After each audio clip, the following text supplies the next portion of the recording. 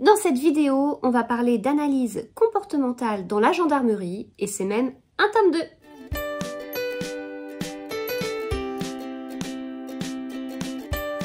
Hello, j'espère que vous allez bien. On se retrouve pour parler de ce livre Serrer les dents de Valérie Perronnet et Marie-Laure Brunel-Dupin. Je suis toujours aussi surprise qu'il n'y ait que leur nom sur la couverture. Publié chez Black Lab. C'est un tome 2. Le premier tome, c'est Avant que ça commence, qui est sorti chez J'ai lu. J'avais beaucoup aimé le tome 1 et j'ai beaucoup aimé le tome 2. C'est un livre assez particulier en fait.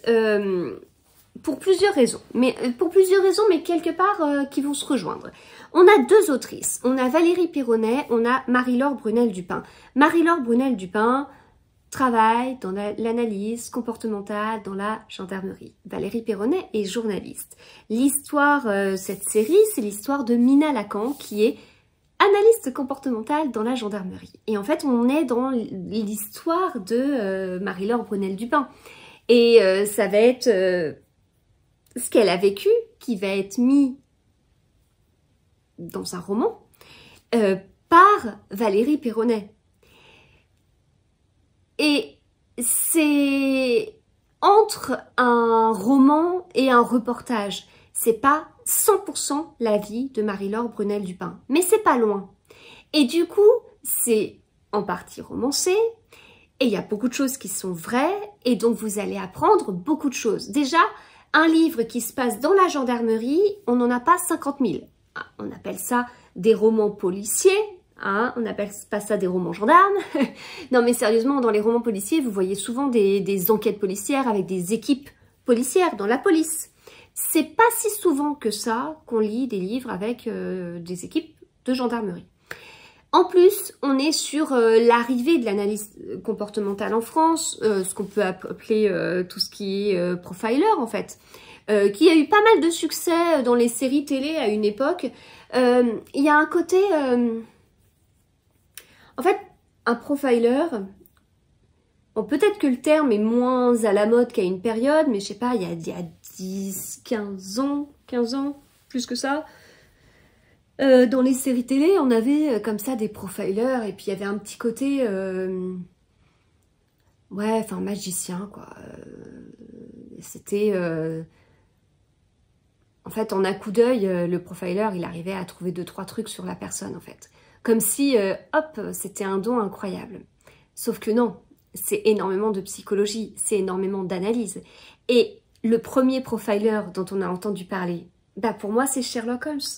Parce que Sherlock Holmes, quand on commence la toute première enquête de Sherlock Holmes, et je ne trouve pas le nom de cette toute première enquête, et je n'arrive pas à trouver, parce que j'ai une pop devant et je ne vois pas le titre, mais quand il rencontre Watson, il regarde Watson, et en 3 secondes, il arrive à savoir son passé, etc., etc., et à l'aide d'indices qui sont sur Watson. Voilà, donc c'est pas du tout de la magie. Non, non, non, non, non, c'est de l'analyse. Et c'est pour ça que j'aime bien le côté analyste comportemental, qui est bien plus français comme terme, c'est sûr. Alors, j'ai pas de souci avec les anglicismes, hein, mais je trouve ça... profiler, ça fait à l'américaine et magicien. Analyste comportemental, ça fait vachement plus scientifique, vachement plus carré et vachement plus compréhensible aussi, en fait. Analyste comportemental, c'est bon, on a tous les termes. Ce qui est vraiment intéressant dans cette série qui va continuer, c'est que ce deuxième tome est différent du premier et va apporter des choses différentes. Même si on est dans une série vraiment chronologique, donc à lire dans l'ordre, et donc on va suivre Mina Lacan, et bien sûr plusieurs années, etc. Dans le premier tome, on suivait Mina Lacan, on découvrait Mina Lacan quand elle a elle-même découvert l'analyse comportementale et qu'elle a souhaité amener ça dans la gendarmerie. Et donc on a pu voir toutes les difficultés que ça a pu causer et tous les avantages que ça a apporté en fait, et notamment avec une enquête principale, en tout cas, enfin je vous dis ça d'après mes souvenirs, hein, mais donc c'est peut-être pas tout à fait correct, mais ce que je retiens c'est les difficultés qu'elle a eues pour amener ça en fait, une femme dans la gendarmerie qui arrive avec une nouvelle discipline et qui doit se battre pour réussir à la faire accepter, qu'on se dise pas, tiens, c'est un truc de bonne femme, enfin voilà, donc de façon intelligente, hein, sans rentrer de façon permanente dans de la confrontation, parce que c'est pas comme ça qu'on obtient des choses non plus. Donc voilà, ça c'était assez intéressant, et puis le dénouement était super intéressant aussi parce que ça a permis de montrer toute l'importance de cette discipline.